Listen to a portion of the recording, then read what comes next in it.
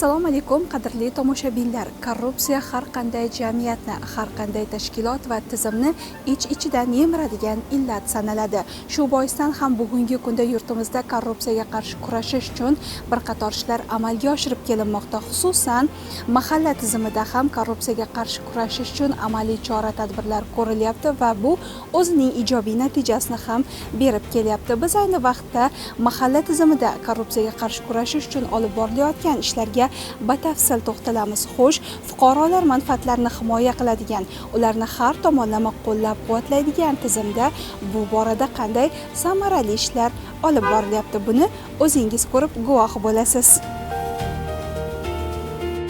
Bugungi kunda mahalla nafaqat fuqarolarning manfaatlarini himoya qiladigan, balki ularning muammolarini o'rganib, ushbu muammolarni davlat idoralari bilan hamkorlik qilgan holda hal etadigan fuqarolik institutiga aylangan. Mahalla tizimida ochiqlik, shaffoflik va adolat tamoyillarini ta'minlash, korrupsion holatlarning oldini olish, tizimda raqamlashtirish jarayonlarini yo'lga qo'yish borasida izchil ishlar amalga oshirilmoqda. Ayniqsa, ijtimoiy yordamlarni tayinlash, fuqarolar murojaatlarini ko'rib chiqish, imtiyozli kreditlar ajratishda inson omilini kamaytirish, qonuniylikni ta'minlash hamda jamoatchilik nazoratini kuchaytirishga alohida e'tibor qaratilyapti. Bu esa aholining mahalla tizimiga bo'lgan ishonchini yanada mustahkamlamoqda.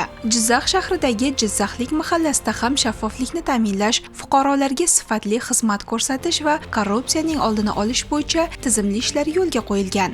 Mahalla fuqarolar yig'inida har bir murojaat qonunchilik asosida ko'rib chiqiladi. Ijtimoiy yordamga muhtoj oilalarni aniqlash, yoshlar va xotin-qizlar bilan ishlash, bandlik masalalarini hal etishda adolat tamoyillariga qat'iy amal qilinadi. Butun respublikamizda 9000 ga yaqin mahallalarda mahalla yettiligi mavjud. Ularda har birining qo'liga mana shu respublikamiz miqyosida jadal raqamli mahalla platformasini joriy etish bo'yicha alohida deylik planshetlar berilgan.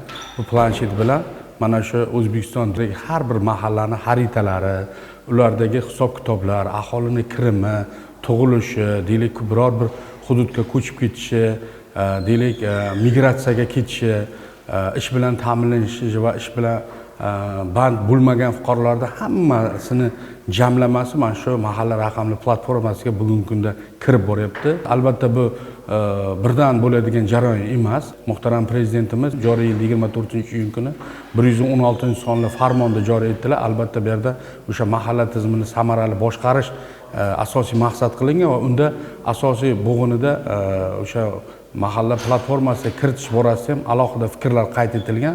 Deylikki, O'zbekiston diyoridagi hamma pasport tizimi bo'ladimi, ZAKSda fuqarolarni oila qurishimi, nikoh shartnomasini qiladimi, migratsiyaga ketadimi, jamiki hamma manbalar mana shu mahalla raqamli platformasiga kiritiladi.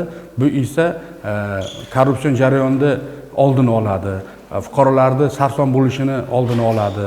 Iqtisodiy jihatdan, ijtimoiy jihatdan jamiyatni o'sha qo'llab-quvvatlovga xizmat qiladi. Zarurat tug'ilganda o'sha tegishli tashkilotlar bilan birga integratsion holat bilan 60-70 ta tashkilot bu yerda jam bo'lib birga hamkorlikda ish olib borishi, qog'ozsiz harakat qilishi o'z-o'zidan ko'rinadi. Agar biror bir fuqaro jamiyatda biror bir tashkilotidan yoki mahalladan norozi bo'ladigan holat ham hatto ko'rinib turadi. O'sha raqamli platformada murojaatingiz ham ko'ringandan keyin zudlik bilan unga javob qaytarib o'sha fuqaro bilan ishlash bu doimiy nazoratda bo'ladi. Jamiyatni nihoyatda farovon bo'lishiga, jamiyatni rivojlanishiga xizmat qiladi. Mahalla tizimida xotin-qizlar bilan ishlashda raqamli texnologiyalarni keng joriy etish, murojaatlarni elektron tizimlar orqali qabul qilish va ularning ijrosini nazorat qilish natijasida xizmatlarning ochiqligi va shaffofligi ta'minlanmoqda. Bu esa yordamga muhtoj xotin-qizlarni aniq mezonlar asosida qo'llab-quvvatlash, ularning muammolarini tezkor aniqlash va samarali hal etish imkonini bermoqda. Bizda Ayol.go o'z platformamiz bor. Ayol.go o'z platformamizda haqiqiy yordamga muhtoj bo'lgan xotin-qizlarga manzilli yordam ko'rsatamiz. Bu korrupsiya holatlarini oldini oladi, shaffoflikni ta'minlaydi. 2026-yil 7-bosqich ayollar daftarini 5 ta toifa bo'yicha ayollarni kiritdik. Ularga hozir manzilli yordam ko'rsatib kelmoqdamiz. Mahallamizda 1710 nafar xotin-qizlarimiz bor. O'shalardan 112 nafari o'sha xotin-qizlar daftarimizga kiritildi, ayollar daftarimizga. 5 ta toifa bo'yicha kiritildi. Birinchi ishsiz toifamizda 12 nafar kiritildi, ikkinchisi tadbirkorlik qilish istagi 2 nafar, 4-chi toifamizga 56 nafar, 5-chi toifamizda 46 nafar xotin-qizlarimiz kiritildi. Ishsiz xotin-qizlarimizni asosan kasb-hunarga o'qityapmiz, o'zini o'zi band qilyapmiz, kredit olib tadbirkorligini boshlashga yordam bermoqdamiz. 4-chi toifamiz psixologik toifamizda psixologik yordamga muhtoj bo'lgan xotin-qizlarga malakali psixologlarimiz tomonidan psixologik yordam ko'rsatilmoqda. 5-chi toifamizda ham xuddi shunday huquqiy yordamga muhtoj bo'lgan xotin-qizlarimizga adliya bo'limimizdan kelib yordam ko'rsatib kelishmoqda.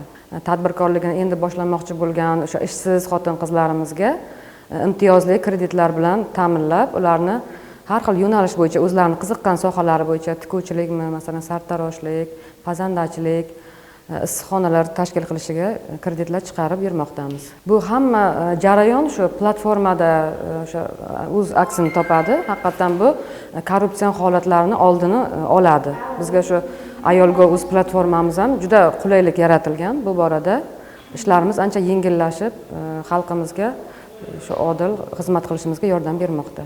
Korrupsiyani oldini olish borasida mana xotin-qizlar tizimimizda ham oila va xotin-qizlar boshqarmasi tomonidan, Jizzax shahar oila va xotin-qizlar bo'limi tomonidan, mana adliya bo'limi tomonidan, mahalla yettiligi tomonidan har xil seminarlar o'tkazib kelinmoqda. Bu seminarlarda biz faol ishtirok etyapmiz va o'z bilimlarimizni, ko'nikmalarimizni oshirib bormoqdamiz. Bu mahalla tizimida korrupsion holatlarni oldini olish juda ham muhim hisoblanadi.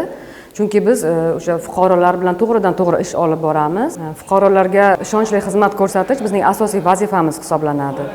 Paxtakor tumanida ham mahalla tizimida ochiqlik va halollik muhitini shakllantirishga qaratilgan amaliy ishlar izchil davom ettirilmoqda. Aholi murojaatlari bilan ishlash sifati oshirilib, davlat organlari va mahallalar o'rtasidagi hamkorlik yanada mustahkamlanyapti. Har bir murojaatning ijrosi nazorat qilinayotgani fuqarolarning roziligini ta'minlashga xizmat qilmoqda. Tumanimizdagi 15 ta mahallalar o'z mahalla binolariga ega. Xususan bu mahalla yettiligi tashkil etgandan buyog'iga mana raqamli mahalla platformasi joriy etilgan. Barcha mahallalarda hozirgi kunda nafaqat mahalla raisi, barcha yettilik a'zolari ushbu raqamli mahalla platformasidan to'laqonli foydalanib kelmoqda.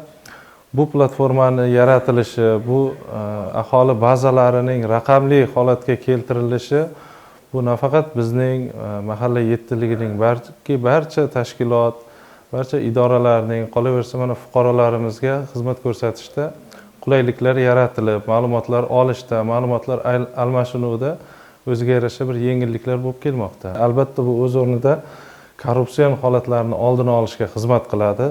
Sababi bu jarayonlarga, masalan, davlat xizmatlaridagi yoki bizda shu mahalla tizimidagi xizmatlarning barcha ko'rinishlari raqamlashganini inobatga olib, bunda inson omili qatnashmaydi.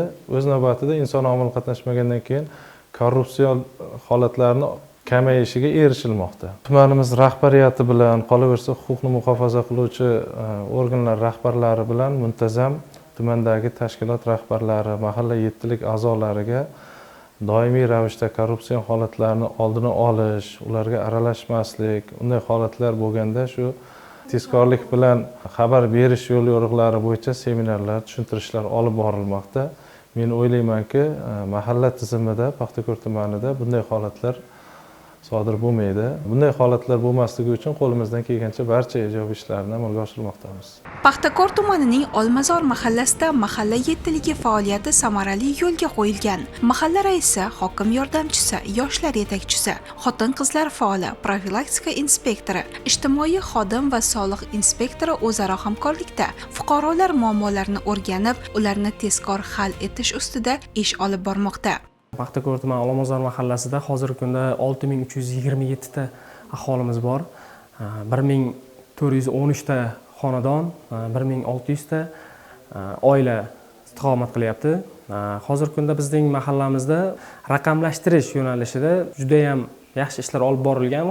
O'zimizning shu raqamli mahalla platformamiz ham hozirgi kunda boshqa tashkilotlar bilan integratsiya qilinib borilmoqda va hozirgi kunda aholimiz ham to'g'ridan-to'g'ri bizga mahalla idorasiga kelmasdan shunday o'zlarini o'sha platforma orqali telefonlardan bemalol bizga o'z murojaatlarini yo'llashi mumkin. Mana shu narsalar juda ham yaxshi bo'ldi. Raqamlashtirishdan maqsad bu o'sha korrupsiyani oldini olish, shaffoflikni ta'minlash. Chunki ular o'zlari to'g'ridan-to'g'ri o'sha MyGov orqali o'zlarining moddiy yordam, bolalar nafaqasi, har xil yo'nalishlar bo'yicha o'z arizalarini topshiryapti. Arizalar o'sha platforma orqali ko'rib chiqilmoqda. Bu yerda o'sha korrupsiyaning oldi juda ham keng ko'lamda olinmoqda. Aholimizning, fuqarolarimizning murojaatlari, kamchiliklari va ularning muammolarini hal qilish uchun mana shu mahalla yettiligi tashkil qilingan va hozirgi kunda bizning asosiy vazifamiz ham mana shu aholiga xizmat ko'rsatish. Shu korrupsiyani oldini olish, jinoyatchilikning oldini olish, mana shu yo'nalish bo'yicha seminarda qatnashib keldik. Bu doimiy ravishda olib borilmoqda. Shu mahalla raislari o'rtasida viloyatimizda o'tkazilyapti.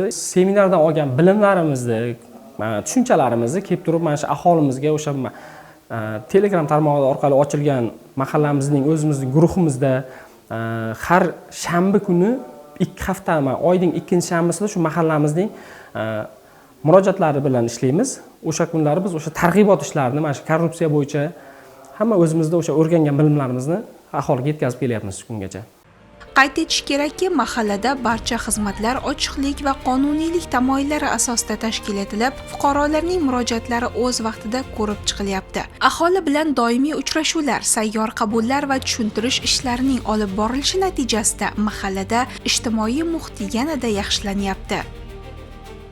Bugungi kunda hokim yordamchilari asosiy vazifalari kambag'al oilalar bilan ishlash, ularni daromadini oshirib, kambag'allikdan chiqarish, mahallada faoliyat yurituvchi tadbirkorlik subyektlarini faoliyatini kengaytirish bo'yicha imtiyozli kreditlar ajratish, kambag'al oila reyestrida turgan davlat ta'minotidagi oilalarga asosan suvda subsidiya ajratishlar bor, imtiyozli. Bunda chorvachilik yo'nalishida, xizmat ko'rsatish yo'nalishida, qishloq xo'jaligi yo'nalishlarida imtiyozli kreditlar, suvdalar ajratilib bermoqda. Bundan tashqari tadbirkorlik qilish istagini bildirgan fuqarolarga imtiyozli kreditlar ajratib, ularni daromadini oshirib kelmoqdamiz. Onlayn mahalla platformasida fuqarolar murojaat qiladi, kredit, suvda subsidiya olish borasida. Unda boya bazaning o'zidan elektronniy ko'rib chiqilib, mahalla yettiligiga keladi.